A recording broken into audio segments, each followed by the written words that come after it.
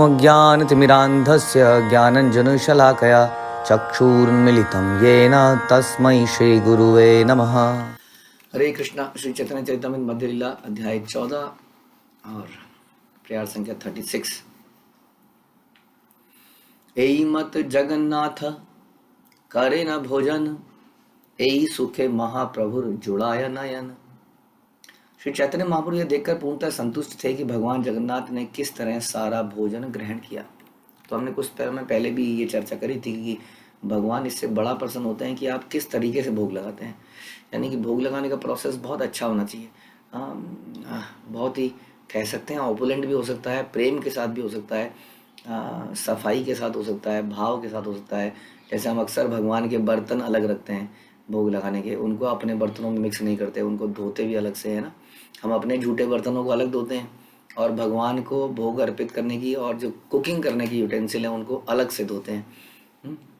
तो ये भी एक प्रकार का सम्मान है भगवान के लिए। और किस तरह से वहाँ पर जल भी रखते हैं भगवान के लिए, और पूरा भोग लगाने का प्रोसेस भी सीखते हैं, जिसमें हम भगवान के पहले हाथ पैर धुलाते हैं, उसके बाद में उनको आसन है ना, आसन ग्रहण कराते हैं, हाथ पैर धुलाते हैं, वस्त्र से पोंछते हैं, फिर भोग अर्पित करते हैं। भोग करने के लिए सुंदर बर्तन होते हैं, सुंदर टेबल होती हैं, मतलब ऐसा ऐसा जितनी क्षमता हो करने का प्रयास करना चाहिए। जैसे घर में कोई मेहमान आता है तो हम लोग बढ़िया बढ़िया डिनर सेट निकालते हैं, कोशिश करते हैं। अब सोचिए हम रिश्तेदारों के लिए तो डिनर सेट निकालते रहे, लेकिन भगवान के लिए कोई डिनर सेट नहीं है, तो कितनी अजीब सी बात है। और हम कह रहे हैं हम भगवान के प्रति समर्पित हैं, हमारा जीवन का एकमात्र उद्देश्य कृष्ण को समर्पण है, लेकिन फिर भी रिश्तेदारों के लिए बढ़िया बढ़िया बर्तन निकल आते हैं, क्योंकि वो तारीफ़ करते हैं ना कहीं, हाँ अरे आप तो बड़ा अच्छा से किया। अब भगवान तो खड़े हैं बेचारे, तारीफ़ भी नहीं कर रहे हैं, लेकिन जो उनका हृदय जब उनके हृदय को जब वो मिलता है, प्रसन्नता मिलती है, तो सब कुछ अपने आप हो जाता है। मैं सुन रहा था कि एक जगह कि पेड़ की जड़ में हम पानी डालते हैं तो सारी पत्तियों को मिलता है। तो बता रहे थे कि पेड़ की जड़ में क्या होता है, पेड़ की जड़ में मिट्टी होती है, मिट्टी। हम पानी वास्तव में जड़ में भी नहीं डालते हैं। हम कहाँ पानी डालते हैं? हम पानी डालते हैं मिट्टी में, और वो मिट्टी जड़ तक पहुँचाती है। तो इसका मतलब क्या हुआ? इसका मतलब वो मिट्टी है, वो वैष्णव। हाँ, हम वैष्णवों में पानी डालते हैं या उनको पसंद करते हैं तो भगवान प्रसन्न होते हैं। तो मिट्टी क्या करती है? पानी को अब्जॉर्ब करती है। अगर मिट्टी नहीं होगी तो क्या होगा? पानी फट से बह जाता है ना। तो जैसे कि किसी गमले में यदि छेद है बहुत, जब मिट्टी एकदम सूख गई है, आपने देखा कई बार मिट्टी एकदम बेकार हो जाती है तो पानी ऊपर से आता है और नीचे से निकल जाता है फट से, है ना। तो मिट्टी एब्जॉर्ब करती है उसको और जड़ों में पहुंचाती है। उसी तरह से भक्त जो है हमारी कृपा को स्वीकार, हमारी सेवा को स्वीकार करते हैं, भगवान तक पहुंचाते हैं। तो कहने का मतलब ये था किस प्रकार से हम भक्तों की सेवा, भगवान की सेवा कोशिश करें कि बहुत ही अच्छे तरीके से करें। हाँ, उसके लिए एक एक चीज़ में बारीकी से ध्यान दें। तो चैतन्य महाप्रभु बड़े प्रसन्न होते थे यदि भोग का प्रोसेस बहुत अच्छा लगा है, आपने बड़े अच्छे तरीके से सजाया गया है भोग को। हम लोग कई बार फल काटते हैं, सब्जी काटते हैं, तभी कुछ भी काटते हैं तो हम ऐसे ही मिक्स विक्स करके ऑफर कर देते हैं। लेकिन भाव से अगर दिया जाए तो हम बड़े अच्छे तरीके से फलों के टुकड़ों को सजा सकते हैं भगवान को अर्पित करते हुए। इस तरीके से सजा सकते हैं कि बड़ा अच्छा सुंदर सा लगे। वैसे भी रोटी और चावल हम जब दे रहे हैं तो इस तरीके से रखें कि बड़ा सुंदर भी लगे। ऐसे नहीं कि इधर से रोटी है उसके ऊपर ही था वो क्या रख दिए, सॉरी चावल रख दिए हैं, या चावल के ऊपर ही रोटी रख दी है। तो इस तरीके से बड़ा ही अच्छे तरीके से किया जाए। मल्टीपल प्लेट्स, मल्टीपल कटोरियाँ यूज़ करी जाएँ। जनरली ऐसा बताया भी गया है कि चावल को जब भोग अर्पित करें तो चावल के ऊपर घी जरूर डालें, है ना। देसी घी, डालडा घी तो कभी यूज़ ही ना करें, कोशिश करें अच्छा घी यूज़ करें कम से कम। तो इस प्रकार से एक एक चीज़ को बड़ा ही रोटी में भी घी लगा सकते हैं, बहुत ही ऑपुलेंट तरीके से कोशिश करें, जैसी हमारी क्षमता है उसके अनुसार भी, लेकिन चिंतन जरूर करें। माना आपकी क्षमता बहुत कम है, लेकिन चिंतन में तो कोई पैसा नहीं लगता ना। चिंतन तो कर सकते हैं कि हम क्या डिफरेंट करें। हम सबके घरों में ऑल्टर है कि नहीं? हम उसके बारे में चिंतन करते हैं कि क्या इसमें डिफरेंट करें। अब क्या आरती को कैसे भव्य करा जाए, भोग को कैसे भव्य किया जाए। जैसे मैंने बताया कि झूठे खाने के बर्तनों को कैसे अलग किया जाए। ऐसी कई चीज़ हो सकते हैं। जैसे हम अक्सर बोलते हैं कि हम किचन में उसी फ्रिज में भोग अर्पित करी भी चीज़ें रखी हैं, उसी फ्रिज में कच्ची चीज़ें भी रख दी हमने। सब कुछ मिक्स हो रखा है। तो बड़ा सोचना पड़ेगा। उसी आरती की थाली को कहीं पर भी रख दिया, अब जो आरती की थाली ऑफर होके आई है उसमें कुछ पुष्प लगे हैं, कुछ दीपक लगाया है, वो रसोई में कई चीज़ों में टच हो रहा है। बहुत सारी चीज़ें सोची जा सकती हैं, इसमें तो कोई पैसा नहीं लगेगा, इसमें कोई ऑपुलेंट होने की ज़रूरत नहीं है। हाँ, तो सोचना पड़ेगा कि कैसे हम इसको अच्छा करें। तो भगवान चैतन्य महाप्रभु बड़े संतुष्ट हुए कि भगवान जगन्नाथ ने किस तरह सारा भोजन ग्रहण किया। श्री चैतन्य महाप्रभु के चरण चिन्हों का अनुसरण करते हुए वैष्णव को भगवान जगन्नाथ या राधा कृष्ण के आरती वगैरह को तरह तरह से पकवान चढ़ते देखकर पूर्णतया संतुष्ट होना चाहिए। यानी कि अपने घरों में जब मौका मिले, जैसे कि हमारे जब भी उत्सव होते हैं, कोई भी उत्सव होता है, तो हम लोगों को 56 भोग या जो भी है भोग लगाने का प्रोसेस करना चाहिए। हाँ, उसमें हमारी परम संतुष्टता इसमें है कि भगवान को भोग लग रहा है। ध्यान रखिए, इसमें जरा भी चेतना नहीं होनी चाहिए कि ये भोग लगेगा और मेरे परिवार को कौन सा सकोरा मिलेगा, कसोरा मिलेगा, जो भी कहते हैं। हाँ, कौन सा 56 भोग मेरे परिवार को मिलेगा, मेरे पति को, मेरे बच्चे को, हाँ, इसमें से ये मिल जाए, उसमें से वो मिल जाए। नहीं, फिर हमारी चेतना इसमें है कि ये मैंने अपने लिए बनाया है, बस भगवान भोग का ऑफरिंग मशीन के सामने रखा है और मशीन के बाहर सैंडविच निकलेगा। हाँ, जैसे सैंडविच मेकर के बाहर सैंडविच निकलता है, हाँ, और हम खाते हैं, उसी तरह से भोगा ऑफरिंग मशीन है, देखिए बाहर कुछ निकलेगा और मैं खाऊंगा। हमारी चेतना इसी में संतुष्ट होनी चाहिए कि आज हमने भगवान को इतना बढ़िया तरीके से भोग लगाया। उसके बाद मिला क्या? कुछ नहीं मिला, सभी भक्तों को बट गया और मुझे एक मक्खी के जितना प्रसाद मिल गया। I am still satisfied. तो ये हमारा भाव होना चाहिए वास्तव में। लेकिन हमारा भाव क्या होता है, मैंने तो यही देखा है जनरली, बुरा मत मानिएगा सबके, कि अक्सर लोगों के बटोरने का प्रयास होता है, कैसे मुझे बढ़िया मिल जाए। और मैं बच्चों से भी यही प्रार्थना करता हूँ, हमारे बच्चों से, कि वो आदर्श बने ताकि उनको देख के उनके माता पिता सीखें। और वो माता पिता को भी बता सकते हैं कि मम्मी पापा, प्रभु जी तो बताते हैं कि प्रसाद तो थोड़ा सा भी अगर मिल जाए तो प्रसन्न रहना चाहिए। हाँ, तो ये नहीं कि प्रसाद में कई बार बच्चों की नज़र होती है, ओ किसी ने पिज़्ज़ा लगाया है, पिज़्ज़ा, हाँ बस ये वाला चीज़ मुझे मिल जाए, किसी ने बर्गर लगाया है, हाँ ये महाप्रसाद है। बच्चों को भी ध्यान रखना है। इट्स नॉट कि बच्चे कुछ भी चाह सकते हैं, कुछ भी कह सकते हैं। एक मिनट जरा, यहाँ पे थोड़ा सा इंटरनेट का इशू है। ओके, आप लोगों को सुनाई दे रहा है हो? ओके, तो कैसा हमारा भाव होना चाहिए भोगा ऑफर करते हुए, भोगा को प्राप्त करते हुए, ये हमने चर्चा करी। ओके,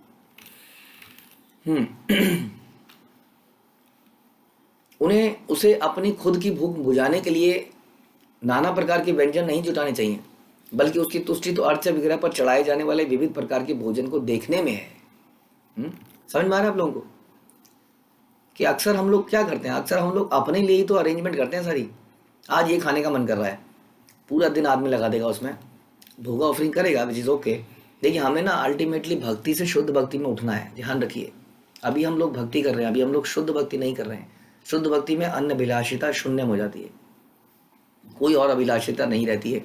अभी हम भक्ति कर रहे हैं और अपने कार्यों को भक्तिमय बना रहे हैं। हमारा खाना खाने का मन कर रहा है, लेकिन हम उसको भोग लगा के, उसको ऑफरिंग करके उसको पवित्र करने का प्रयास कर रहे हैं, जो कि बहुत अच्छा है। लेकिन यदि इसी को हम जिंदगी भर करते रहेंगे तो हम वहीं के वहीं रह गए जहाँ हम थे। हमें धीरे धीरे सोचना है कैसे आगे बढ़ा जाए। इसलिए हमारी चेतना किस में होनी चाहिए? भगवान को अर्पित भोजन को देखकर ही हम संतुष्ट हो जाएं कि भगवान ने आज बहुत अच्छे से पाया। जैसे माएँ होती हैं, जनरली एक माँ से ही इसको थोड़ा बहुत रिलेट किया था। माँ कहती है बच्चे ने बहुत बढ़ के पेट खाया। हमारी माँ, हम बचपन में याद है, कोई बढ़िया सी चीज़ आती थी तो हम लालची तो थे ही, अपनी बात बता रहे हैं। तो उसके बाद हम कोई बढ़िया चीज़, मम्मी एक और दे दो ना, मम्मी एक और दे दो ना, तो वो क्या करती थी कि अपने हिस्से का भी हमें देती थी खुशी खुशी, और हम भी खुश और वो भी खुश। हम खाने में खुश, वो खिलाने में खुश। तो इस प्रकार से ये जो भाव है, खाने वाला भाव तो बहुत अच्छा नहीं है, लेकिन भगवान ने अगर पाया तो हमारा हृदय संतुष्ट हो जाना चाहिए। मैंने आज कुछ भगवान को सेवा कर पाया, दैट्स इट। उसके बाद मुझे क्या मिला क्या नहीं मिला बिल्कुल इररेलेवेंट है। मेरे परिवार को मिला पाया कि नहीं मिल पाया बिल्कुल इररेलेवेंट है। हमें कई बार उत्सव में हम जाते हैं मंदिरों में या हमारे कॉमन प्रोग्राम में, तो मेरे परिवार को या मुझे प्रसाद नहीं मिला तो क्या होगा? घर में जाके खिचड़ी उबाल दो, दही और कुछ और खा लो, कुछ भी कर लो। लेकिन हमारा एकदम से नहीं मिला, ये मिला, तो हम बटोरने का प्रयास करने लगते हैं। तो इन विचारों को त्याग कर हमें क्या सोचना चाहिए कि कैसे आज भगवान ने खाया और कैसे सभी भक्तों के पेट में भी प्रसाद गया। मेरे पेट में नहीं गया, लेकिन भक्तों के पेट में तो चला ही गया। उस जड़ के साथ लगी मिट्टी को चला गया, वो मिट्टी जड़ तक पहुंचा देगी। श्री विश्वनाथ चक्रवर्ती ठाकुर ने अपने गुरुवाष्टकम में लिखा है, चतुर्विधा श्री भगवत प्रसाद स्वादन्य तृप्तान हरिभक्त संघान कृतैव तृप्तम भजता सदैव वंदे गुरु श्री चरणारविंदम। गुरु सदैव कृष्ण को 4 प्रकार का भोजन अर्पित करते हैं, चाटने वाला, चबाने वाला, पीने वाला, चूसने वाला। जब गुरु देखता है कि भक्तगण भगवत प्रसाद खाकर संतुष्ट हो गए तो वह भी संतुष्ट हो जाता है। कायदे से ये भावना तो हमारे अंदर होनी चाहिए कि गुरु संतुष्ट हो गए, कृष्ण संतुष्ट हो गए तो हम हो गए। लेकिन जैसे बताया कि कई बार हमारे, जैसे हमने बताया माँ का एग्जाम्पल दिया, तो बच्चे का ये कर्तव्य बनता है कि वो करे, लेकिन माँ करती है और संतुष्ट हो जाती है। उसी प्रकार गुरु जब देखते हैं सबने पा लिया तो बड़े संतुष्ट हो जाते हैं। कई बार गुरु भी माँ की तरह रोल निभाते हैं कि वो भी हमें वो चीज़ देते हैं जो उन्होंने खुद नहीं खाई होती है। और कई बार लोगों को पता ही नहीं होता है कि उन्होंने नहीं खाई है और वो बड़े संतुष्टि प्राप्त करते हैं और किसी को पता ही नहीं चलता इस बात का कि ऐसा भी था। तो ये जो भावना है, ऐसी भावनाएं हमें पैदा करनी होंगी। तो इस प्रकार से हम ये भी सुनते हैं कि कई बार जब हम भगवान को भोग लगाते हैं तो उसमें 4 तरह की चीज़ें नहीं होती हैं, तो हम गुरु को प्रणाम मंत्र बोलते हैं, नमो विष्णु पदाय कृष्ण प्रेष्ठाय भूतले, है ना। फिर जाके हम बोलते हैं नमो महावदन्याय, फिर बोलते हैं नमो ब्राह्मणे। तो कहने का अर्थ हम ये कहते हैं कि इससे पहले के जो हमारे आचार्य हैं, हम उनका आह्वान करते हैं कि इसमें हमने हर तरह की चीज़ें नहीं बनाई हैं, भगवान तो क्या क्या खाते हैं हमें पता भी नहीं है, आपको पता है, आप आइए और बाकी की चीज़ों की पूर्ति कर दीजिए। हाँ, तो हमारी गुरु परंपरा उन चीज़ों की पूर्ति कर देती है जो कि अदृश्य होती हैं, हमें दिखती नहीं है। तो इस तरह से हम गुरु को आह्वान करते हैं भोग लगाते हुए। गुरु का कर्तव्य है कि अपने शिष्यों को अर्च विग्रह पर अर्पित करने के लिए तरह तरह का उत्तम भोजन तैयार करने में लगाए। खाली ड्राई प्रीचिंग करने से नहीं काम चलेगा, ध्यान रखिए। हाँ, प्रीचिंग करिए, ज्ञान, आत्मा, आत्मा क्या है, परमात्मा क्या है, इट्स ओके, बट अल्टीमेटली जब पता चल गया कि ये परमात्मा कृष्ण ही है, अब कृष्ण की कैसे सर्विस करी जाए, ये गुरु का कर्तव्य है कि ये सिखाया जाए। नाम जप एक प्रोसेस है, श्रवण एक प्रोसेस है, कीर्तन एक प्रोसेस है, और एक बहुत बड़ा प्रोसेस है भोग का। हाँ, तो गुरु को चाहिए कि वो अलग अलग तरह का भोजन पकाने की स्किल उनके अंदर डाले, नई नई चीज़ें बनाई जाएं। जैसे आप लोगों की मेहनत से आप लोगों ने मैं देख रहा हूँ कि आई एम वेरी सरप्राइज्ड कि गुलाब जामुन तो बनाए थे, उसके बाद आप लोगों ने पेठा भी बना डाला, उसके बाद आपने वो पेड़ा वेड़ा तो आप बना ही लेते हो, कलाकंद और चॉकलेट की मिठाइयाँ, नॉन कैफीन चॉकलेट ऑब्वियसली। उसके बाद में घी का वो क्या लौंज या इस तरह की मिठाइयाँ, पता नहीं क्या क्या आप लोगों ने बना दिया है। रोज़ आप लोग मिष्ठान बनाना सीख गए हैं, अब हमें किसी हलवाई की आवश्यकता ही नहीं रही है। सारे उत्सवों में आप ही अनेक अनेक अनेक अनेक प्रकार के व्यंजन बना रहे हैं। नाना द्रव्य कहते हैं आयोजन करो छे, अलग अलग प्रकार के द्रव्यों से, सामान से आयोजन किया जा रहा है, आयोजन करे छे। तो बड़े बढ़िया तरीके से हम लोग इसका प्रयास कर रहे हैं और आप लोग उसमें आगे बढ़ते जा रहे हैं। तो ये, लेकिन बस एक ही भावना रखनी है कि ये सब हम भगवान की प्रसन्नता के लिए कर रहे हैं या वैष्णवों की प्रसन्नता के लिए कर रहे हैं, जो कि उस मिट्टी की तरह है। तो बता रहे हैं कि गुरु का कर्तव्य है कि शिष्यों को अर्च वगैरह पर अर्पित करने के लिए तरह तरह का उत्तम भोजन तैयार करने में लगाए। हाँ, तो हम भोजन तो बना रहे हैं तरह तरह का, ध्यान रखें इसमें शुद्धता बड़ी आवश्यकता है। बनाते हुए हम जैसे कैसे हमारे बाल टूट के ना गिरे, कैसे मुंह से थूक ना गिरे, बोलते बोलते बोलते बनाना बहुत अच्छी बात नहीं है। साफ करते हुए हमारा सब्जी में हमारे पैर ना लगें, वहीं पर हमने सब्जी रखी है, वहीं पर हम बैठे हैं, वहीं पर पैर लग रहे हैं और उसी पैर की सब्जी को काट रहे हैं और फिर धो के बना रहे हैं। हाँ, तो ध्यान रखिए पैर नहीं लगना चाहिए किसी चीज़ के ऊपर। इस प्रकार से बहुत सारी चीज़ें सोची जा सकती हैं। छिलकों को कैसे फेंकना है, धोना कैसे है, काटना कैसे है। तो ये सीखना, ये सारी चीज़ें सीखनी है। केवल ये नहीं कि बहुत बढ़िया आपने बहुत बढ़िया वस्तु बना दी लेकिन उसमें शुद्धता नहीं थी, इन चीज़ों की वजह से, छोटी छोटी चीज़ों की वजह से। तो शुद्धता बड़ी इंपॉर्टेंट है। ओके, अर्पित किए जाने के बाद यही भोजन भक्तों में प्रसाद के रूप में वितरित किया जाता है। ऐसे कार्यों से गुरु संतुष्ट होते हैं। तो ऐसे कार्यों से गुरु संतुष्ट होते हैं, जैसे हमने कृतैव तृप्तम भजता सदैव, सबको खा के देखता हुआ, सबको प्रसन्न होते हुए देखते हुए गुरु को बड़ी संतुष्टि मिलती है। इन सब ने खा लिया, अब इनका स्वास्थ्य अच्छा हो, इनकी भावना कृष्ण चेतना में जाए, यही गुरु की इच्छा होती है।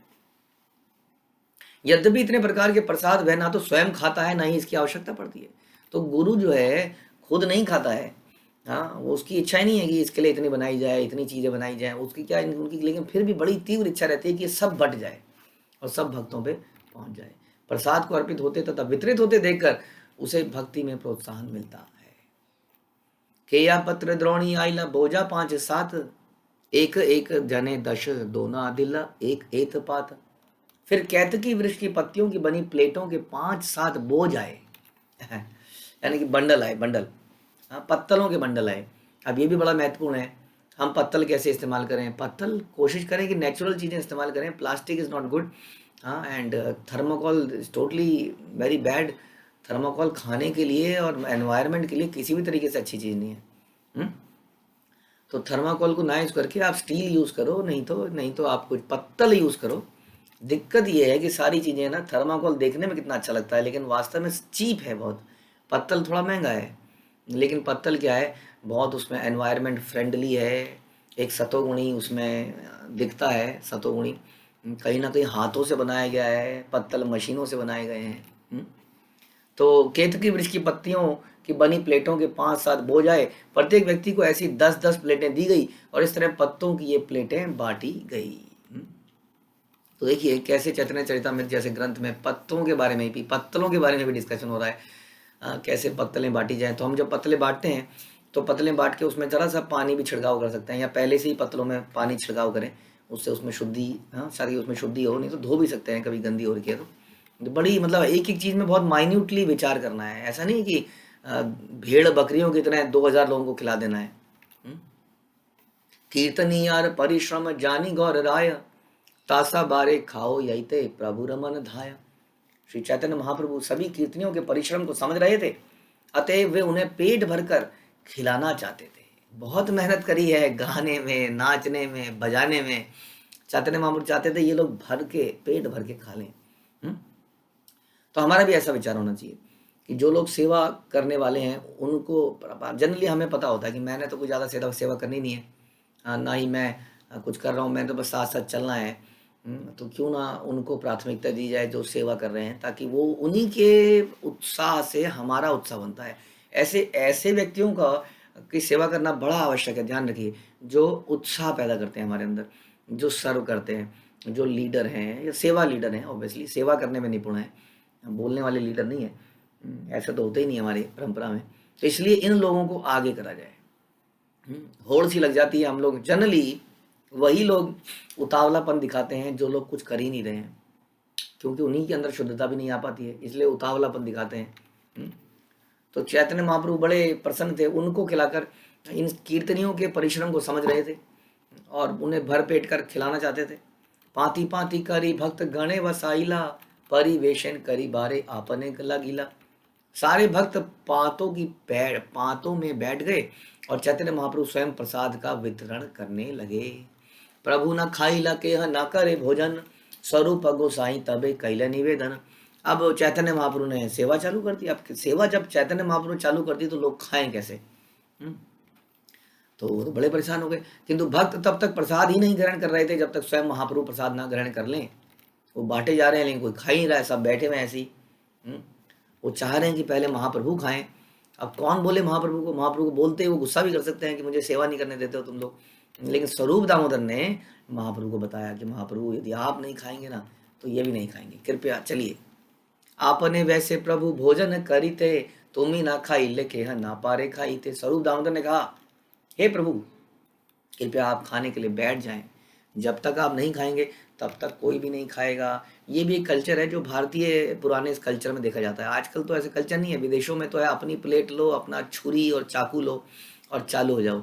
थोड़ी देर में मम्मी आएंगी, थोड़ी देर में पापा आएंगे, सब लोग एक इस कोने में बैठेगा अपने मोबाइल या लैपटॉप या टीवी के साथ, कोई उस कोने में बैठेगा अपने टीवी लैपटॉप के साथ, कोई वहाँ बैठेगा और सब लोग खचर खचर ऐसे खा रहे होंगे और ऐसे देख रहे होंगे सामने बिना पलके झुकाए।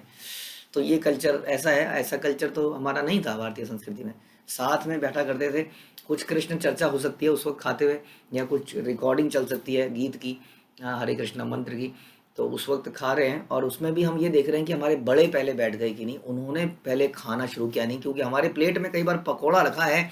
अब हमारे बड़े हैं, बैठे हैं, बात करे जा रहे हैं, कभी आचमन कर रहे हैं, कभी कुछ कर रहे हैं, 5 मिनट निकल गए, अंदर से लग रहा है कब खाओगे कब खाओगे। हाँ लेकिन फिर भी इंतज़ार करना अच्छा है। इंतज़ार करने से हमारी इंद्रियों को संयम करने की क्षमता मिलती है। जैसे हम बोलते हैं खाना सामने पड़ा है तो हम क्या कहते हैं, बोले पहले हमने आपको बताया था कि प्रसाद को प्रणाम करना चाहिए क्योंकि वो कृष्ण से अभिन्न है। ध्यान रखिए, आइटम नहीं तो आइटम कॉन्शियसनेस हो जाती है, कृष्णा कॉन्शियसनेस से हटके आइटम कॉन्शियसनेस हो जाती है। तो हम पहले उसको प्रणाम करें, हाँ, और उसके बाद बैठे महाप्रसाद गोविंद नाम, और उसको मेडिटेट कर रहे हैं बोलते हुए नाम ब्राह्मणी वैष्णवे स्वर्ग। नाम की, ब्राह्मण की, वैष्णव की, महाप्रसाद की महिमा को आम आदमी नहीं जान सकता है। विश्वास होना चाहिए थे। शरीर अविद्या जाल, ये शरीर अविद्या का जाल है और ये जीव जो है शरीर अविद्या जाल जड़ेंद्रियाता है काल तार मध्य जीवाति लोभ में चतुर्मति। कि ये जीव जो है ना, ये लप लप लप लप सांप की तरह बड़ी मुसीबत पैदा कर रखी है इसने, हमेशा ग्रीडी ग्रीडी ग्रीडी रहती है। इसलिए इसको शांत करने के लिए प्रसाद पाएंगे तो ये शांत होगी। शांत होने का मतलब ये प्लानिंग नहीं बनाएगी, आज ये खाएंगे, कल क्या खाओगे, परसों क्या खाओगे, आज ये बनाते हैं, आज ये बनाते हैं। इधर साइट में से ढूंढते हैं, साइट में से ढूंढिए, लेकिन the purpose should be to please Vaishnav and Krishna. उसके पर्पज के लिए, अपने लिए नहीं कि आज हम ये खाएंगे। तो बड़े ही आप प्यार से जय निमाई जय निताई वगैरह पूरा बोलिए, उसका उसके वक्त मेडिटेट कीजिए उसके ऊपर, उसके मतलब को मेडिटेट कीजिए, और फिर जो है देखिए हमारे आसपास के बड़ों ने खा लिया है कि नहीं, मुंह में डाल लिया है कि नहीं, और जब मुंह में डाल लिया है तब हम उसको ग्रहण करें। थोड़ी पेशेंस तो रखनी पड़ेगी। तो यहाँ पर कह रहे हैं महाप्रभु आप नहीं खाएंगे तो कोई नहीं खाएगा। तबे महाप्रभु वैसे निज गण लैया भोजन कराइले साबा के आकंठपुरिया। तब चैतन्य महाप्रभु अपने निजी संगियों समेत बैठ गए और उन सबको भरपेट भोजन कराया। तो महाप्रभु बैठ गए, उन्होंने पाया और सबने पाया। भोजन करी वसीला प्रभु करी आचमन प्रसाद उबरीला खाए सहस्त्र का जन। अब देखिए भोजन करने और बांटने के प्रोसेस को इतने सारे प्रयारों में बताया जा रहा है, यानी कि कितना महत्वपूर्ण है। इसको कहते हैं कल्चर, इसको कहते हैं संस्कृति, which has died now, which has been killed now। ये जो पाश्चात्य जगत आया इसने ये सारी सभ्यता का नाश कर दिया है। एक एक चीज़ का नाश कर दिया वास्तव में। कैसे खाया जाए, पहले खाने से पहले भी कायदे से आपको हाथ धोने चाहिए। हाँ, पैर भी धो सकते हैं, खाने के बाद भी आपको हाथ के साथ पैरों में भी जल डालना चाहिए। तो कितना प्रोसेस है ये अपने आप में। क्या बता रहे हैं, भोजन कराने के बाद महाप्रभु मुंह धोकर बैठ गए। इतना अधिक प्रसाद बचा था कि हजारों लोगों में वितरित कर दिया गया, इतना बनाया था। हम भी कोशिश करते हैं कि प्रसाद बनाएं, हमेशा प्रसाद में एक्स्ट्रा ही बनाने का प्रयास करना चाहिए ताकि उसका वितरण भी किया जा सके। तो अपने दिलों को थोड़ा खोलना पड़ेगा, थोड़ा एक्स्ट्रा तो बनाना ही चाहिए। कैसे, उसके बाद महाप्रभु ने आचमन किया और आचमन करके बैठ गए और सबको प्रसाद वितरित किया गया। प्रभुर आज्ञा गोविंद दीनहीन जने दुखी कांगाल आनी कराए भोजने। श्री चैतन्य महाप्रभु के आदेश पर उनके निजी सेवक का नाम यदि आपको याद है गोविंद। हाँ, ये गोविंद आपको याद रखना चाहिए, भगवान के बहुत लंबे समय तक ये निजी सेवक बने रहे। तो उनके निजी सेवक गोविंद ने सारे दीन भिखारियों को बुलाया जो अपनी गरीबी से दुखी थे, उन्हें भरपेट भोजन कराया। लेकिन ये वास्तव में ये भोजन कोई साधारण भोजन नहीं था, ये भगवान का प्रसाद था। इसलिए न केवल उनके पेट को भरेगा बल्कि उनके कर्मों को काटेगा। जिस कारण से वो दीनहीन हैं, दुखी हैं, उन कारणों को समाप्त करेगा, उनके अंदर कृष्ण चेतना पैदा करेगा, जिसके कारण वो भगवान के नाम का जप करेंगे और नाम का जप करने से उनके पाप खत्म होंगे और तब जाके वो सुखी होंगे। ध्यान रखिए, हम किसी को कपड़ा देके, नोट देके सुखी नहीं बना सकते हैं क्योंकि उसके कर्म बड़े गंदे हैं। उसको जो मिलेगा अब बर्तन में छेद की तरह नीचे से निकल जाएगा, जो डालोगे नीचे से निकल जाएगा। क्यों? क्योंकि उसके कर्म ऐसे हैं। इसलिए यदि आप उसके छेद को बंद नहीं करोगे, जो कि उसके गत वर्षों के पूर्व जन्मों के कर्म हैं, तब तक कुछ नहीं हो पाएगा और वो केवल भक्ति में लक्ष्य हो सकता है। इसलिए भोजन मत कराइए, प्रसाद वितरण कराइए। और आप सभी के सहयोग से हम लोग कोशिश कर रहे हैं, आप लोगों के कई लोगों का मदद भी आई है हमारे पास, कि हम लोग पूरे कार्तिक मंथ में दीप दान करा सकें लोगों से सड़क में, और सबको खिचड़ी वितरित कर सकें। इसके लिए आप सभी आमंत्रित हैं। हाँ, रोज दान देने का टोटका करने की कोई ऐसी आवश्यकता नहीं है। हाँ, ये हम रोज ही देंगे जी प्रभु जी, ऐसे कैसे रोज निकालूंगा मैं, तो बताया गया शास्त्रों में। अगर आप शुरू में भी दे देंगे तो उससे कोई नुकसान नहीं होने वाला है। अल्टीमेटली ध्यान रखिए, हमें अपना हित करने की कोई इच्छा नहीं है कि मेरा कुछ भला हो जाएगा। वास्तविक हित क्या है, किससे भगवान चैतन्य महाप्रभु, किससे प्रभुपाद प्रसन्न हो सकते हैं। तो उसकी व्यवस्था करी जा रही है, आप सब लोग की मदद की आवश्यकता है भी और आप लोग कर भी रहे हैं, तो इसलिए इसका वितरण कराइए। दीन भिखारियों को शाम जनता के पेट में जब ये प्रसाद जाएगा तो उनके पाप समाप्त होंगे। कांगालेर भोजन रंग देखे गौर हरि, हरि बोल बलि तारे उपदेश करी। गरीबों को प्रसाद ग्रहण करते देखकर श्री चैतन्य महाप्रभु ने हरि बोल का उच्चारण किया, हाँ, और उन्हें उपदेश दिया कि वो इस नाम का कीर्तन करें। Yes, when you are giving this prasad, तो आपको लोगों को बोलना चाहिए, हाँ, ये लीजिए रोटी चावल प्रसाद और बोलिए हरे कृष्णा, हाँ, और इस प्रकार से उनसे हरे कृष्ण मंत्र का उच्चारण कराइए जोर से और सबको प्रसाद बांटिए। और भगवान ने उनको उपदेश दिया। अब ऐसे में क्या होता है, व्यक्ति बड़ा कृतज्ञ फील कर रहा होता है जब उसको इतनी प्रसाद मिल रहा होता है। ऐसे में आप उसको प्रेम से कुछ करने को बोलेंगे तो अवश्य करेगा। तो कम से कम एक मंत्र कराने को बोलें, आप एक मंत्र हरिनाम उनसे बुलवा दें, हाँ, तो क्या उन्हें आपने उसके जीवन में एक कितना अमृत दे दिया, कितने पाप उसके समाप्त कर दिए। तो भक्ति विनोद ठाकुर लिखते हैं अपने गीत में, हे लोगों, हर व्यक्ति अज्ञान रूपी सागर की तरंगों के वशीभूत है, किंतु यदि तुम श्री कृष्ण को अपने सनातन स्वामी के रूप में स्वीकार कर लो तो इस तरह मोह की तरंगों से में डूबने की गुंजाइश ही नहीं रहेगी। तब आपके सारे कष्ट समाप्त हो जाएंगे। कृष्ण भौतिक प्रकृति के 3 गुणों के अंतर्गत भौतिक जगत का संचालन करते हैं। फलतः जीवन के 3 स्तर हैं, उच्च, मध्य, निम्न। मनुष्य जिस स्तर में भी रहे वह भौतिक प्रकृति के तरंगों से ऊपर नीचे उछाला जाता है। कभी हम सतोगुण में आते हैं, कभी हम रजोगुण में आते हैं, ऊपर नीचे।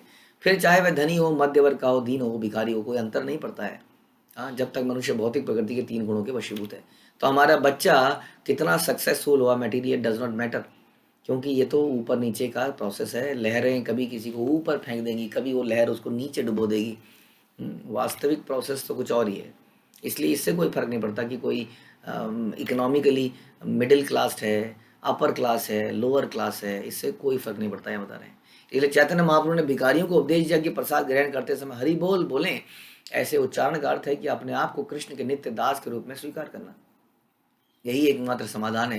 किसी की सामाजिक स्थिति चाहे जो भी हो, हाँ, लेकिन उसके जीवन में यदि आपको आनंद लाना है, दुखों को हटाना है, तो उसको भक्ति के प्रोसेस में लगना पड़ेगा, चाहे वो कोई भी हो। हर व्यक्ति माया के वशीभूत होकर कष्ट भोग रहा है, इसलिए सर्वोत्तम उपाय यही है कि माया के पास से निकलने की विधि सीखी जाए। और भगवान बताते हैं कैसे माया से निकला जा सकता है। भगवान बोलते हैं, माम ये यो अव्यभिचारिणेन भक्ति योगेन सेवते। जो पूर्ण तरह से भक्ति में लगता है, किसी भी परिस्थिति में गिरता नहीं है, वही गुणों को पार कर सकता है। स गुणान समतीत्येतान ब्रह्म भूयाय कल्पते। और ब्रह्म पद को पार कर पाता है। कौन कर पाएगा? जो हमेशा भक्ति में लगा रहता है, at any cost, uninterrupted, unmotivated. अब बीमारी हो गई, कोई परिवार का संबंधी चला गया, नौकरी छूट गई, हाँ, कुछ ऐसा किसी ने धोखा दे दिया, किसी भी अवस्था में वो अपनी भक्ति के प्रोसेस को नहीं रोकता है, वो तीनों गुणों को पार कर जाता है। जो किसी भी अवस्था में किसी भक्त के बारे में गलत नहीं विचार लाता है, अपने ही कर्मों का फल मानता है, वो व्यक्ति गुणों को लांघ जाता है। भगवान की भक्ति में सेवा करना स्वीकार करके मनुष्य माया के पास से छूट सकता है और दिव्य पद को प्राप्त कर सकता है। और भगवान की भक्ति कैसे होती है? भगवान की भक्ति प्रारंभ होती है श्रवण और कीर्तन से। इसलिए चैतन्य महाप्रभु ने भिखारियों को उपदेश दिया कि वे दिव्य पद पर उठने के लिए हरे कृष्ण महामंत्र का कीर्तन करें। तो जैसा कि हम अगेन प्रयास कर रहे हैं कि हर जगह हरिनाम फैलाया जाए। अभी तो हम संडे टू संडे तो कर ही रहे हैं। आप लोग हरे कृष्ण मंत्र का उच्चारण करते हुए लोग निकलते हैं, खिचड़ी भी बांटते हैं, बुक किताबें भी बांटते हैं। तो आप सबके अगर प्रयास रहेगा तो ऐसा हम रोज कर पाएँ, अपने आचार्यों को प्रसन्न कर पाएँ, रोज ही कुछ ऐसा कर पाएँ। तो इस प्रकार से दिव्य पद पर धनी, मध्यम वर्ग तथा गरीब में कोई अंतर नहीं रह जाता। दिव्य पद पर कोई अंतर नहीं रह जाता। हरि बोल बलि कांगाल प्रेम भासी आय, एछे न अद्भुत लीला करी करे गौर राय। जो ही भिखारियों ने हरि बोल का उच्चारण किया, वे सभी तुरंत भगवत प्रेम में निमग्न हो गए। हाँ, होता है कि नहीं? अचानक से कोई हमसे बोल लो, सब लोग हाथ ऊपर करेंगे, बोलेंगे हरि बोल, तो एकदम से उत्साह आ जाता है। कैसा? तो ऐसा प्रसाद वितरण करते हुए हरे कृष्ण कराना, ये कराना, ये बड़ा इंपॉर्टेंट है। ध्यान रखिए, कुछ साधारण ध्वनि नहीं है। एक बार वो हरि बोल या हरे कृष्ण का उच्चारण करता है, तो उसके जीवन में बहुत परिवर्तन आ जाता है। हाँ, तो वो तुरंत भगवत प्रेम में निमग्न हो गए। इस तरह श्री चैतन्य महाप्रभु ने अद्भुत लीलाएं संपन्न करी। तो भिखारियों को, कंगालों को प्रसाद का वितरण किया और हरि नाम दिया, बिना ये विचारे कि क्या ये इसके लायक हैं।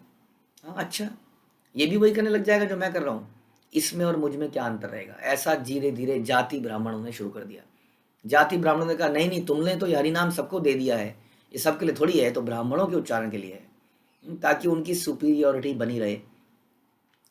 इस तरह से उन्होंने ऐसा कल्चर बना दिया। लेकिन चैतन्य महाप्रभु ने योग्यता का विचार नहीं किया, सभी को बांट दिया। और उनके उनके जो आचार्य आए उन्होंने तो इसकी बिल्कुल ऐसी सेल लगा दी, लूट मचा दी। अधम से अधम लोगों को ही जाकर दिया, और उनको दिखाया कि देखो ये अधम व्यक्ति, ये पतित व्यक्ति ऐसा बन सकता है। शिला प्रभुपाद ने सैंपलिंग करी। देखो जैसे होता है ना, लैब में टेस्टिंग होती है ना, साइंस, इसलिए प्रभुपाद कहते थे इट्स अ साइंस। भक्ति क्या है, साइंस है। लैब में टेस्ट होती है, प्रभुपाद ने लैब में टेस्ट करके दिखाया। ऐसा हो ना कि वॉशिंग मशीन में आपने कपड़ा डाला, पाउडर डाला, एकदम काला, और बाहर निकाला, ये देखो जी ये पाउडर इतना अच्छा है।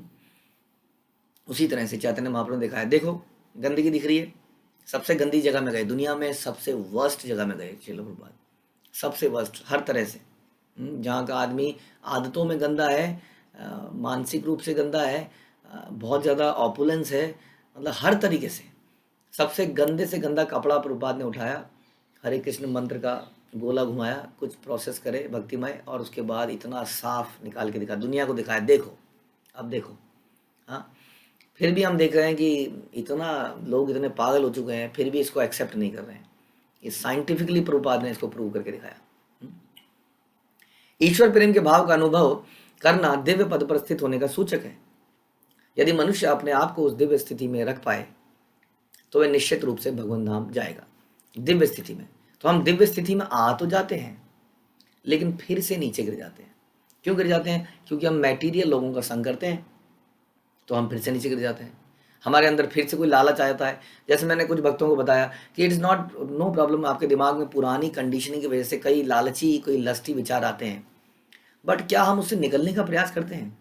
नो प्रॉब्लम कि जब करते हुए आपका दिमाग भटक जाता है, बट क्या हम उससे निकलने का प्रयास करते हैं? या अरे कृष्ण कृष्ण कृष्ण कृष्ण, मुंह खुला है, नजरें कहीं टिकी हुई हैं, पता नहीं कहाँ, सपना चल रहा है, मुंगेरी लाल के हसीन सपने दिमाग में चल रहे हैं और हाथ में माला है। तो उसी तरह से लस्टी विचार आना या लालची, कुछ लालच का विचार आना, हमारा दिमाग प्लानिंग में लग जाता है। इसलिए हम एक कोट बोलते हैं, बंद करो ये प्लानिंग, बहुत हो गया। हमारा दिमाग हमेशा कुछ प्लानिंग करता रहता है, regarding material things and not about spiritual things. तो ये जो है ना, दिव्य पद से हमें नीचे गिरा देता है, हम नीचे गिर जाते हैं दिव्य पद से। इसलिए चिंतन को, कम से कम गलत चिंतन हो रहा है तो उसको रोकने का प्रयास तो करिए, ब्रेक तो मारिए। गाड़ी बहुत स्पीड से जा रही है, कम से कम स्पीड ब्रेकर पे कई जगह ब्रेक तो मारनी पड़ेगी, नहीं तो बहुत वियर एंड टियर हो जाएगा। हाँ, इसलिए हमें उन विचारों को तुरंत कंट्रोल करना चाहिए, इतना तो हम कर सकते हैं। विचारों को कैसे कंट्रोल कर सकते हैं? तुरंत नाम की ध्वनि को सुनने शुरू कर दीजिए, तुरंत अपना विचार किसी चिंतन लगाइए, किसी भगवान संबंधी विषय पे, भगवान के चरणों पे, भगवान के नेत्रों पे कुछ ध्यान लगाइए, भक्तों की सेवाओं पे। तो इस प्रकार अपने आप को दिव्य स्थिति में रखने का प्रयास कीजिए। यदि मनुष्य अपने आप को दिव्य स्थिति में रख पाए तो वह निश्चित रूप से भगवत धाम में जाएगा। आध्यात्मिक जगत में ऐसा कोई वर्ग नहीं है कि ये अमीरों के लिए बैठने की जगह है, ये गरीबों के लिए है, क्योंकि धन का तो वहाँ कोई काम ही नहीं है। जो व्यक्ति सारे जीवों को आध्यात्मिक स्फुलिंग के रूप में गुणात्मक दृष्टि से भगवान से अभिन्न देखता है, वही वास्तव में असली चीज देखता है। लेकिन इसका ये मतलब नहीं है कि हम लोग कहेंगे नहीं, अरे क्या बात हुई, आपने पहले मेरे साथ तो पक्षपात हो रहा है, पहले दिए को उस आदमी को दिखाया, उसको दिखाया, मुझे दिया सबसे अंत में दिखाया, क्या मैं यहाँ सबसे निचला व्यक्ति हूँ? जो आदमी कंपेयर करने लगता है, और जिसको दिया पहले दिखा दिया जाता है वो बड़ा प्रसन्न होता है, यहाँ पे सबसे सीनियर मैं हूँ। तो कहने का मतलब है कि फिर भी ये प्रोसेस क्यों बनाया गया है? ये प्रोसेस बनाना बिल्कुल उचित है, क्योंकि हमारी डीलिंग शुड बी डिफरेंट। हमें सीनियर भक्तों को आदर देना ही चाहिए, यही हमारी परंपरा है। बरोबरी वाला काम तो आजकल के समाज ने बना दिया, सब बराबर है। ध्यान रखिए, ब्राह्मण, क्षत्रिय, शूद्र, वैश्य, भगवान कहते हैं मैंने बनाया है। ये प्रोसेस में कोई प्रॉब्लम नहीं है। प्रोसेस में प्रॉब्लम है जाति के आधार पर जब इसको किया जाए। पुराने ज़माने में क्या होता था कि जैसे माना शूद्र लोग हैं, अगर ये नहाते नहीं हैं, अब ये बिना नहाए धोए गंदे होके मंदिरों में आ जाते थे तो थोड़ा रोक लगाई गई। क्या आज की डेट में रोक नहीं है? बताइए। हम गर्भगृह में जाते हैं, यानी कि ऑल्टर में मंदिर है, मंदिर का हॉल है, उसके अंदर गर्भगृह है जहाँ पे डीटीज रखे गए हैं। क्या वहाँ पे जाना सबके लिए अलाउड होता है? बताइए, कौन जाता है वहाँ पर? हम्म? गर्भगृह में कौन जाता है? ब्राह्मण दीक्षित ही जाता है। ऐसा है कि नहीं? परंपरा बनाई गई नहीं। हमें तो बुरा नहीं लगता, हम कहते हैं ना। तो वहां पर भी तो ऐसा नियम बनाया गया, इसीलिए इस तरह के कुछ नियम बनाए गए। लेकिन बाद में वो नियम क्या बन गए कि अच्छा तुम्हारे सरनेम ये है, वो तुम्हारा सरनेम ये है, तुम अंदर नहीं आ सकते। उसमें समस्या है। यानी कि ऊंच नीच का ये प्रोसेस नहीं है, ये भेद बनाए गए प्रैक्टिकली। ब्राह्मण क्षत्रिय शूद्र चतुर्वर्णम मया सिस्टम गुणा कर्म विभागशः। बताइए, Krishna has created this divisions कि एक ये ब्राह्मण है, ये ऊंचा है क्योंकि ये ज्ञान देगा, डायरेक्शन देगा। ये क्षत्रिय है, सबकी रक्षा करेगा, सेकंड नंबर पे है। हाँ, ये वैश्य है, ये व्यापार करेगा, गाय की रक्षा करेगा। और ये शूद्र है, ये कुछ और करने में सक्षम नहीं है, लेकिन ये इन तीनों की सेवा करेगा तो इसको बराबर फल मिल जाएगा, इसका इसका भी कल्याण हो जाएगा। तो कल्याण तो सबका होगा इस प्रोसेस में, लेकिन ऊंच नीच का माहौल रहेगा। इसलिए हम कोई व्यक्ति, हमारे कोई महाराज हैं, उनको प्रणाम अलग तरीके से करते हैं, है ना। और बाकी ब्रह्मचारी हैं उनको प्रणाम करते हैं, गृहस्थास हैं सीनियर्स, उनको प्रणाम करते हैं। कुछ को हम ज़्यादा रिस्पेक्ट देते हैं, ज़्यादा मतलब ज़्यादा दे, बाकियों को कम नहीं देते हैं, लेकिन उनको बहुत ज़्यादा रिस्पेक्ट देते हैं, उनकी केयर करते हैं। तो ये सब जो है ये हमें समझना पड़ेगा। लेकिन एट द सेम टाइम हमें ये भी समझना पड़ेगा ये सारे भगवान के ही अंश हैं, भगवान के इटरनल दास हैं। तो इनका जो डिवीज़न है वो पैसे के आधार पे नहीं है, वो किसी उपाधि के आधार पे नहीं है सांसारिक, वो उनकी भक्ति में जो उनकी शुद्धता है उसके आधार पर है। यहाँ जगन्नाथेर रथ चलन समय, गौड़ सब रथ टाने आगे नहीं आया। जब जगन्नाथ जी का रथ खींचने का समय हो गया तो बगीचे के बाहर सारे कार्यकर्ता उसे खींचने का प्रयास करने लगे, किंतु रथ आगे ही नहीं बढ़ा। अब जो है प्रसाद हो चुका है, ध्यान रखिए, भगवान ने बहुत प्रसाद खाया है, वो प्रसाद को भोग खाया है, वो प्रसाद सारा बगीचे में सारे भक्तों को मिला है। प्रताप रुद्र का आलिंगन भी हो चुका है, गोपी गीत भी हो चुका है। अब समय हो चुका है रथ यात्रा के आगे बढ़ने का। लेकिन जगन्नाथ जी कह रहे हैं मैं नहीं बढ़ूंगा, थोड़ा खाया है, अभी तो थोड़ा करवट लेके लेटूंगा। तो जगन्नाथ जी आगे नहीं बढ़ रहे हैं। टानी ते न पारे गौड़ रथ छाड़ी दिल, पात्र मित्र लैया राजा व्यग्र हैया आइल। जब गौड़ों ने देखा कि रथ टस से मस नहीं हो रहा है तो उन्होंने प्रयास करना छोड़ दिया। और तभी अत्यंत चिंतित राजा वहां आए, उनके साथ उनके अधिकारी तथा मित्र भी थे। राजा तो सारे कोऑर्डिनेटर थे, मैनेजमेंट देख रहे थे। राजा ने कहा ये फिर से क्या हो गया, अब क्या करें? अब ऐसे में क्या होता था, ऐसा बताते हैं कि हाथी भी लगा दें तो रथ हिलता नहीं था, ऐसे जैसे कि बिल्कुल जाम किसी ने टायर को पकड़ लिया हो। हाँ, जगन्नाथ जी पूरा वजन उस पर अपना रख देते थे। अब जगन्नाथ जब वजन रखेंगे तो कौन खींचेगा? महामल्ल गणे दिल रथ चलाई थे, आपने लागीला रथ ना पारे टानी थे। तब राजा ने रथ खींचने के लिए बड़े बड़े पहलवानों को लगा दिया और साथ में राजा भी लग गए, किंतु रथ हिलाए नहीं हिला। कई सारे पहलवान लग गए। व्यग्र हैया आने राजा मत हाथी गण, रथ चलाईते रथे करिला योजन। रथ को चलाने की और अधिक उत्सुकता में राजा ने अत्यंत बलशाली हाथी मंगवा कर रथ में जोते। अब सोचिए, हाथी, मुझे लगता है हाथी हमारे घर में भी बांध देंगे तो घर को खींच डालेगा। हाँ, दीवारें तो ढा ही देगा। हाँ, अब हाथी को अगर रथ में लगा दिया जाए, सोचिए क्या होगा। एक हाथी नहीं, कई हाथी। उन हाथियों को, अत्यंत बलशाली हाथी मंगाकर रथ में जोत दिए। फिर मत हस्ती गण टाने यार यत बल, एक पद ना चले रथ अइल अचल, अइल अचल। बलशाली हाथियों ने रथ को पूरी शक्ति से खींचा, और हाँ, वो रथ आगे नहीं चल रहा है। लेकिन इतने पर भी रथ एक इंच भी नहीं हिला, तो अचल बना रहा। सुनी महाप्रभु आइला निज गण लैया, मत हस्ती रथ टाने देकर दंडा दंडा दांडाया। जो ही चैतन्य महाप्रभु ने खबर सुनी कि इतना कुछ हो गया है, बड़ी अस्त व्यस्तता हो गई है, सब परेशान है, तो अपने निजी साथियों के साथ, संगियों के साथ वहां गए और वे वहां खड़े होकर हाथियों द्वारा रथ खींचने का प्रयास देखने लगे। हाथी देखने तो लोग वैसे ही आ जाते हैं। आप सोचिए कितना बड़ा तमाशा हो गया होगा वहां पर कि हाथी रथ खींच रहा है और वो टस से मस नहीं हो रहा है, हिल भी नहीं रहा है। कितना अद्भुत चमत्कार है। अंके शेर घाय हस्ती कर या चित्कार, रथ नाही चले लोके करे हाहाकार। और सारे हाथी अंकुश के मारे जाने से चिंगाड़ रहे थे। ऊपर से जो क्या कहते हैं मल्लाहार, हाँ, वो ऊपर से मार रहे हैं, उसके मुँह ना, उसके इंस्ट्रूमेंट होता है इतना सा, अंकुश कहते हैं उससे, उससे हाथी को कंट्रोल करता है, उसके सर पे मारता है, कहीं कान के यहाँ मारता है, वो मार रहा है और हाथी चिंगाड़ रहा है। वो क्या करे बेचारा खींच रहा है रथ, लेकिन हिल डुल नहीं रहा है और सारे तरफ हाहाकार हो गया। अब क्या हो गया, ये तो बहुत अपशगुन तो नहीं हो गया कुछ, जगन्नाथ जी नाराज हो गए क्या? हम्म? तबे महाप्रभु सब हस्ति घुचाइल, निज गणे रथ काछी टानी बारे दिल। और तब श्री चैतन्य महाप्रभु ने सारे हाथियों को छोड़ दिया और रथ की रस्सियां अपने संगियों के हाथ में थमा दी। अब बताइए, कहाँ 40, 50, 60 किलो का आदमी और कहाँ हाथी कई क्विंटलों का। अब वो क्या खींचेगा वो आदमी? हाँ, भक्त भक्त तो बेचारे वैसे ही, कभी आज एकादशी है जी, आज इनका अपीयरेंस डे है, आज इनका डिसअपीयरेंस डे है, अब कार्तिक मास शुरू होने वाला है, फलों पे रहना है, बेचारे की हड्डियां तक दिखने लगती हैं शरीर की, क्या उसमें दम है, क्या खींचेगा वो रथ को? लेकिन महाप्रभु ने पता नहीं क्या सोच के इन सब को लगा दिया है। तो देखना पड़ेगा क्या ये रथ को खींच पाएंगे। टन टन टन। हरे कृष्णा। श्री चैतन्य चरितामृत की जय। शिल प्रभुपाद की जय।